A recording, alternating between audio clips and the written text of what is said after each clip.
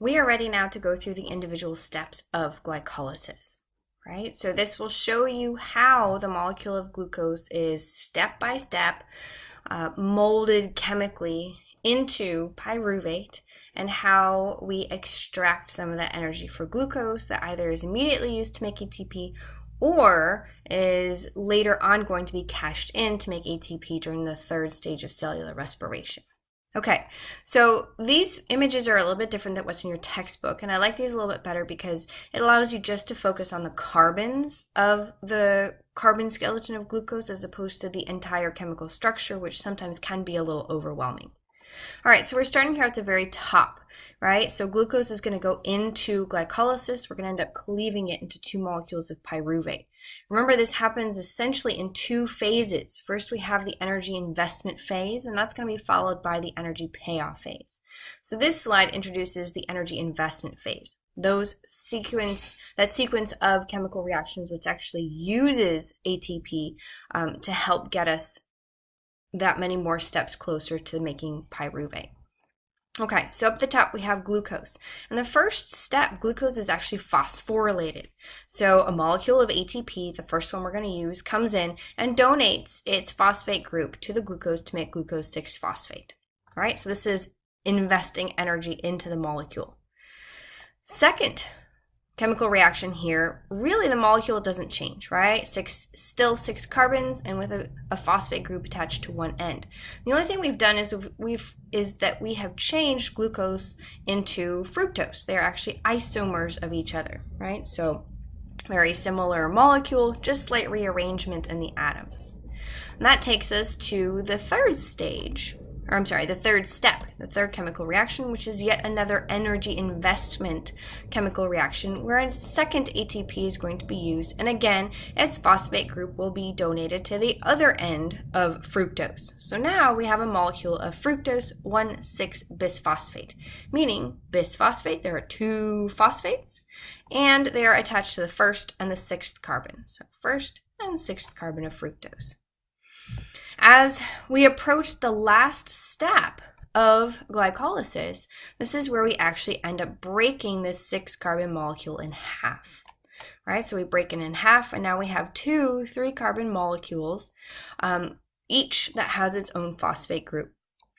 And these 2 3-carbon molecules will essentially end up forming molecules of what we call G3P, or glyceraldehyde 3-phosphate. And that completes the first stage of glycolysis, which is the energy investment phase, where we ended up using 2 ATPs. In the second half of glycolysis, now we're going to enter the energy payoff phase. This is where we're actually going to be extracting energy from what's left of the glucose carbon skeleton, which is really now split into 2 parts.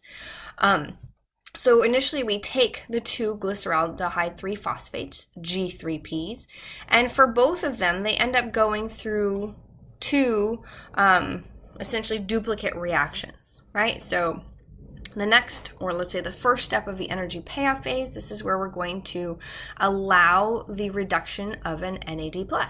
So we're going to take high energy electrons from this G3P molecule and donate them to NAD+ to make NADH. Remember now, the NADH is going to be that full sort of transport vehicle that will allow the electrons to be carried to the third stage of cellular respiration, oxidative phosphorylation. So NAD+ is that empty armored vehicle, and the NADH is going to be the full electron-loaded armored vehicle. And so this happens in duplicate, one for each of the G3Ps that were originally made at the end of the energy investment phase.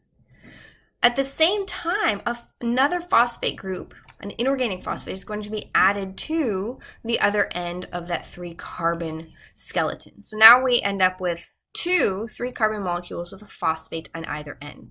This molecule is called 1,3-bisphosphoglycerate. All right, now that's going to be followed by the production of our first 2 ATPs. And again, you can see that these reactions on the right-hand side and the left-hand side are essentially duplicates, right? Indicating that for every 1 glucose molecule, because it gets split into 2 3-carbon molecules, the reactions are going to happen essentially in duplicate. All right, so at step 6 here, this is where we show substrate level phosphorylation. Remember, this is the way that ATP is made during glycolysis, substrate level phosphorylation.